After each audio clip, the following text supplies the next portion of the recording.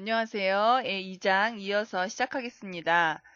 지금 보고 있는 이 예제 소스 2-3은 우리 교재 46쪽에 보면은요, 그 이제 실습으로 나와 있는 그 문제예요. 원의 반지름을 입력해서 원의 넓이와 둘레를 구해보자 라고 했어요. 그럼 이러한 내용을 프로그램으로 작성했을 때 어떠한 변수, 상수가 사용되는가 이제 그걸 보자라는 건데 우리가 지금 이제 프로그램을 배우는 게 아직 익숙하진 않잖아요. 프로그램 코드가. 근데 처음부터 이렇게 프로그램 코드가 딱 등장을 해서 이거 너무 어렵다 이렇게 생각하실 수도 있는데 자꾸 프로그램 코드를 눈에 익혀둬야 돼요. 그래야지만 나중에 프로그램 작성할 때도 그때 이런 식으로 썼지 그러한 흐름을 잡을 수가 있습니다. 그래서 여러분이 프로그램 코드를 자꾸 눈에 익숙하고 직접 입력해서 실행해보고 이런 걸 자꾸 하셔야 합니다. 그래서 우리 앞에서 했던 것처럼 샵 include 인티저 main 해가지고 중괄호 닫는 것까지는 기본적으로 먼저 써주세요 라고 했어요. 그리고 마지막에는 return 들어간 다음에 중괄호 닫고 요거는 이제 기본이에요. 여기서 이제 우리가 하나 짚고 넘어가면 메인 앞에 int라고 되어 있죠. int는 정수를 의미합니다. 정수값. 그래서 return 다음에 0이라고 썼죠. 0이 소수점이 없죠. 정수를 써줘야 돼요. 우리 이제 뒤에 가서 함수라는 걸 배울 텐데 그때 다시 한번 얘기를 할 거예요. 그래서 여기다 0이라고 쓴 이유는 여기 int라고 써져 있기 때문에 정수값을 써준 거예요. 그러면 0 말고도 정수값 많죠? 100이라고 써도 되고 뭐 300이라고 써도 되고 마이너스 76 다 써도 됩니다. 정수만 써주면 되는 거예요.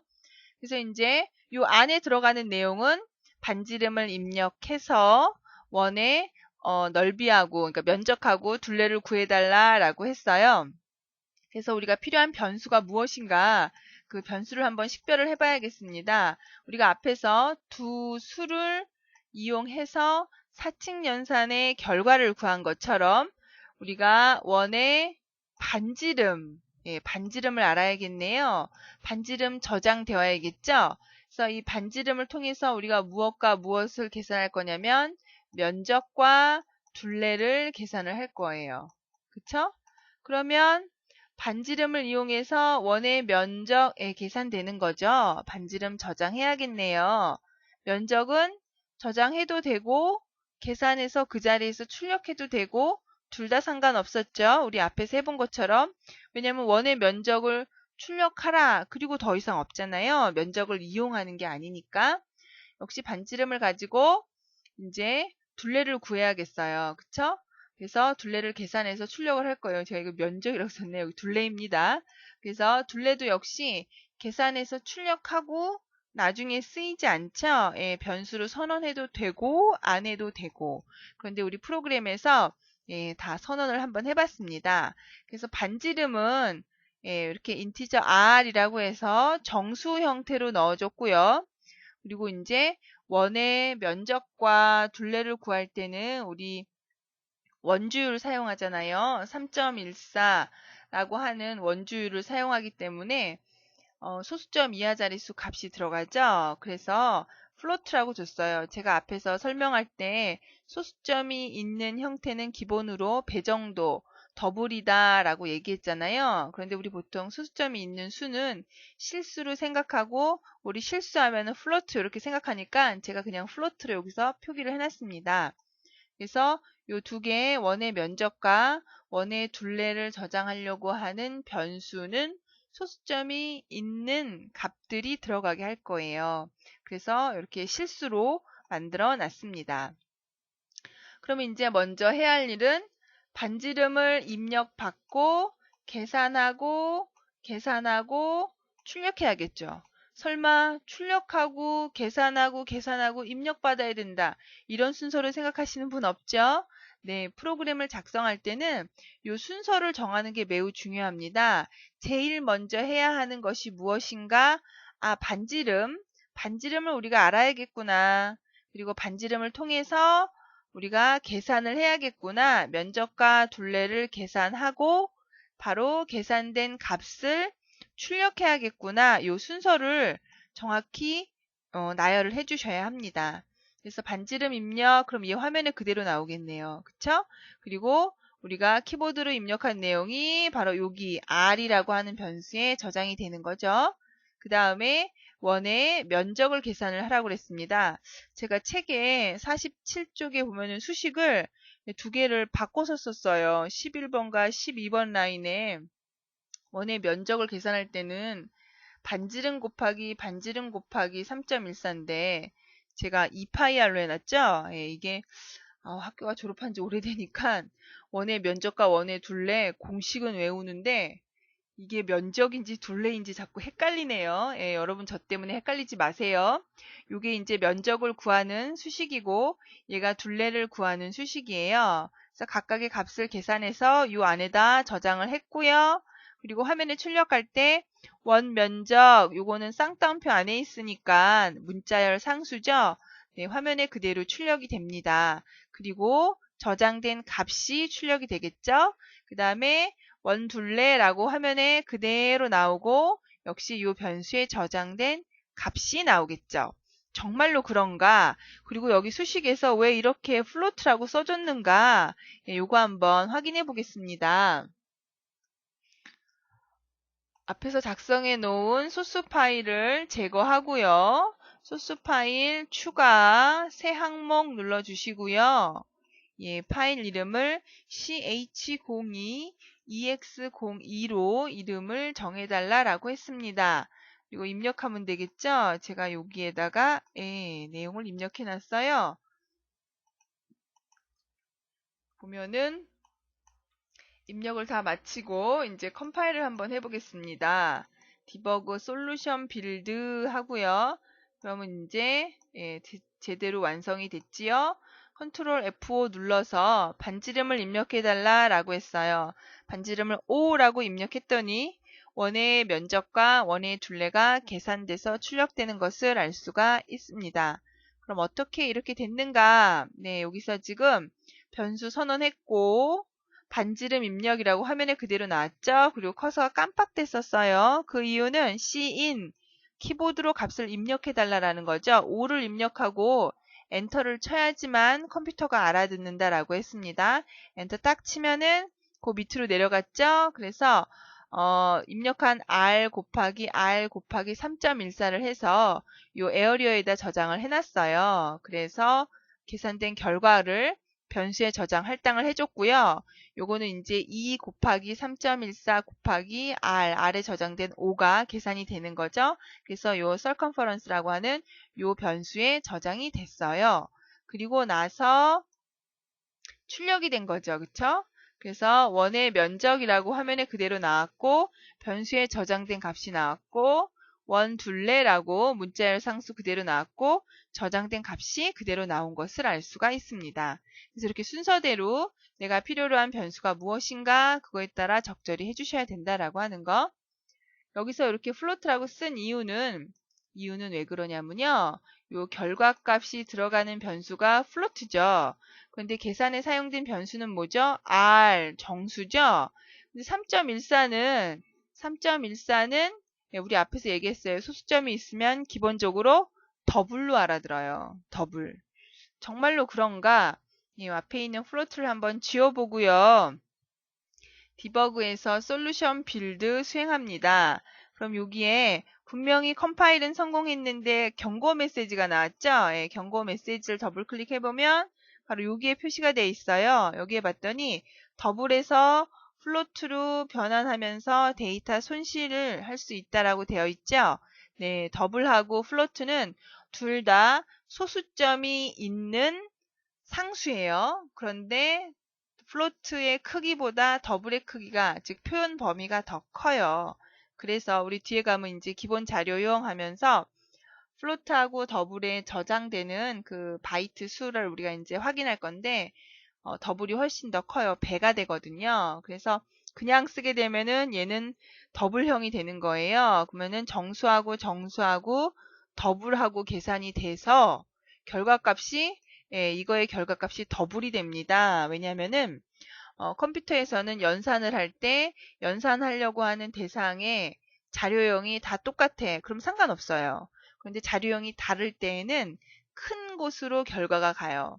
정수형보다는 더블, 우리 배정도형이라고 얘기하는데 배정도형이 자료형 범위가 더 커요. 그래서 이 결과가 배정도가 돼요. 근데 중요한 것은 얘가 어디에 들어간다는 해가지고 C 에어리어라고 하는 요 면적이 저장될 변수에 들어가잖아요. 근데 이 변수가 플로트죠. 그래서 플로트는 배정도가 되는 거예요.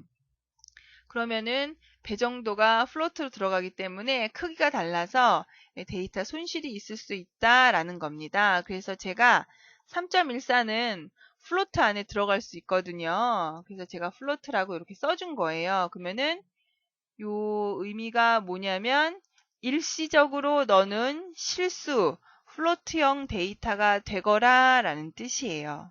그래서 저장된 값이 이제 정수하고 플로트하고 같이 계산이 되기 때문에 플로트가 되는 거예요. 좀 말이 어렵죠? 예. 정수가 연산하면은 결과는 정수예요. 근데 내가 정수와 실수 또는 실수와 정수 상관없어요. 얘네가 연산을 했어요. 그럼 결과는 실수예요. 그런데 정수, 실수보다 더 큰 애가 배정도라는 거예요. 정수와 배정도가 계산을 하면은 배정도가 연산하면 배정도예요. 그리고 실수와 배정도가 연산하면 결과는 역시 배정도입니다. 우리가 지금 자료형을 다 배우지 않은 상태에서 막 이런 얘기를 해서 좀 어렵게 느껴지실 수도 있는데 중요한 거는 자료형이 같으면 상관이 없는데 자료형이 다르면 데이터를 잃어버리는 상황이 발생할 수 있다. 그래서 일련의 처리를 해줘야 돼요. 그래서 요거는 3.14 저는 이제 프로그램을 계속 해봤기 때문에 3.14가 실수 안에 들어간다는 걸 알거든요. 그래서 이렇게 실수로 형을 바꿔주세요 라고 한 거예요. 이렇게 뒤에 가서 우리가 형 변환하면서 다시 한번 살펴보도록 하겠습니다. 그래서 프로그램을 작성할 때 순서대로 나열을 해줘야 된다라고 하는 거, 그리고 이 문제에서 우리가 해결하기 위해서 변수 누가 필요한가 구별할 줄 알아야 합니다. 그 다음에 이제 나오는 이 소스 코드는 뭐냐면요. 세 번째죠. 세 번째 이제 프로그램 예제인데요. 우리 48쪽에 있네요. 48쪽에 보면은 실수하고 반올림할 자릿수를 입력을 해서 반올림 값을 구하는 프로그램이래요. 그래서 내가 만약에 34.576이라는 값을 입력을 했어요. 34.576을 입력하고 2라고 그 다음 두 번째를 입력하면은 소수 둘째 자리에서 반올림을 해서 이 값을 34.576을 소수 둘째 자리에서 반올림을 해서 둘째 자리에서 반올림했으니까 소수 첫째 자리까지 표시되는 거죠. 소수 첫째 자리로 표시하여라. 그러면은 결과값은 34.6이 나와야 되는 거죠. 그 프로그램을 얘기를 한 거예요. 그럼 우리가 필요로 하는 변수가 뭐냐라는 거예요. 근데 이러한 문제가 주어지면은 여러분이 직접 손으로 한번 해보시는 게 좋아요. 34.576과 소수점이야 몇 자리까지 표현할 것인가 이 두 개는 계속해서 기억을 하고 있어야겠죠. 변수가 필요한 거예요. 그 다음 우리가 소수점 이하로 반올림 작업을 할 때 보면은요. 34.576에다가 두 번째 자리니까 여기죠. 여기에다가 이제 5를 더하는 거죠. 5. 5를 더하게 되면은 34.6 62가 되는 거죠. 626. 그쵸? 그래 놓고는 뒤에를 버리는 거죠.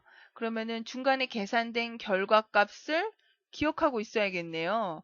34.576 더하기 0.05를 한 결과값 34.6 얼마였죠? 34.626이라고 하는 값을 기억하고 있어야 된다는 거죠. 그래서 변수에 보면은 수라고 해서 34.576을 저장을 하게끔 해놨고요.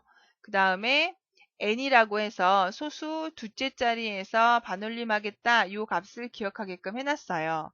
그리고 중간에 발생하는 그 34.576에다가 더하기 0.05를 했을 때 값을 기억하기 위해서 임시라고 하는 요 변수를 하나 줬습니다. 그리고 이제 우리가 아직 배우지 않은 for라고 하는 반복문을 사용을 했어요.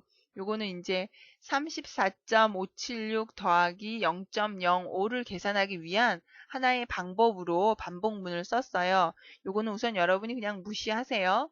요 반복문을 사용하기 위해서 변수를 하나 더 사용을 한 겁니다. 그래서 여기 34.576을 입력하고 2를 입력했고요. 그리고는 요 계산은 뭐냐면 34.576 더하기 0.05를 해서 원하는 값을 계산하기 위해서 이런 작업을 해준 거예요. 그리고 나서 최종 결과 여기까지 다 수행하고 나면은 수라고 하는 변수에 34.576이 이제 34.6이 되게끔 중간 과정을 처리한 겁니다. 요거 이제 여러분이 반복문 더 배우고 나면은 요 내용을 좀 더 손쉽게 아시게 될 거예요. 그래서 여기서 지금 여기 수에다가 10을 곱했죠. 10을 곱했는데 몇 번 곱했냐면 요 n이 2일 때는 두 번 곱했어요. 그래서 처음에 34.576에 10을 곱한 결과가 수에 저장이 돼요. 얘를 한번 해서 수에 저장이 돼요. 그래서 여기 345.76이 되고 그리고 한 번 더 이제 수의 값이 바뀌었잖아요. 그래서 345.76에 또 10을 계산한 결과가 수에 또 들어가요. 그래서 수라고 하는 변수에 3457.6이 되는 거예요. 그래서 3457.6에다가 5를 더했습니다. 5를 더해서 요 수에다 갖다 넣어주고 그리고 이제 요 수가 3457.6에다 5를 더했으니까 3462.6이 되거든요. 예, 요 값에서 여기 보면은 int라고 했죠. 이건 뭐냐면 정수화 시키는 거예요. 누구를? 수를. 우리가 앞에서 플로트 3.14 했으면 3.14가 배 정도로 알아듣는데 그것을 실수로 해준다라고 했잖아요. 예, 역시 마찬가지로 얘는 정수이니까 실수니까 실수를 정수로 바꿔달래요. 그러면 얼마로 바뀌냐면 요거의 결과값이 3462로 돼요. 그래서 3462를 다시 나누기 10을 했어요. 나누기 10을 하게 되면은 지금 요게 정수죠. 여기 정수로 바꿨으니까 그리고 10도 정수죠. 예, 정수에서 정수를 나누면은 목을 구한다라고 했죠. 목. 그래서 346이 요 임시에 저장이 됩니다. 그리고는 다시 임시를 플로트로 바꿨어요. 그래서 수에다 저장했죠. 그럼 어떻게 되냐면 346.0이 되는 거예요. 346.0이 된 것을 나누기 10을 하니까 34.6이 되는 거죠. 왜냐면 지금 현재 수가 346.0으로 실수죠. 실수하고 정수하고 연산하면 결과는 실수가 된다라고 했죠. 그래서 몫이 아닌 34.6이 돼서 그 결과값을 출력하는 거예요. 프로그램을 처음 접하신 분은 이 과정이 좀 어렵게 느껴질 수 있어요. 그래서 처음 접하시는 분은 변수, 어떠한 값이 필요한가, 내가 입력하는 값이 변수에 입력이 되고 어떻게 입력을 사용했고 수식이 이런 형태로 쓰이는구나. 그리고 수식 맨 끝에 각 문장 맨 끝엔 항상 세미콜론을 붙여주는구나. cout 했을 때 문자열은 그대로 나오고 그리고 변수에 저장된 값이 나오는구나. 예, 이렇게 구별을 해놓으세요. 역시 우리가 앞에서 했던 거 한번 그대로 다시 한번 입력을 해보겠습니다. 제가 수정했더래서 예 누를게요. 소스 파일 추가 새 항목 ch 02_ex 얘가 02죠? 02 03인가요? 03 그리고 03에 가서 제가 입력 다 해놨어요. 복사해서 붙이고 디버그 솔루션 빌드 그리고 실행을 해보면요. 실수를 입력하라고 하네요. 34점 책이랑 똑같이 한번 576을 입력을 하겠습니다. 소수 둘째 자리에서 반올림 해주세요. 그러면 34.6이 나온 것을 알 수가 있습니다. 맞게 나왔죠? 네. 그리고 이제 두 번째. 그 다음에 이제 진도가 우리가 이제 컴퓨터에서 어떻게 표현하고 기본 자료용이 무엇인지 그거를 구체적으로 이제 배운 내용입니다. 네, 요거는 다음 시간에 이어서 진행하겠습니다. 예, 감사합니다.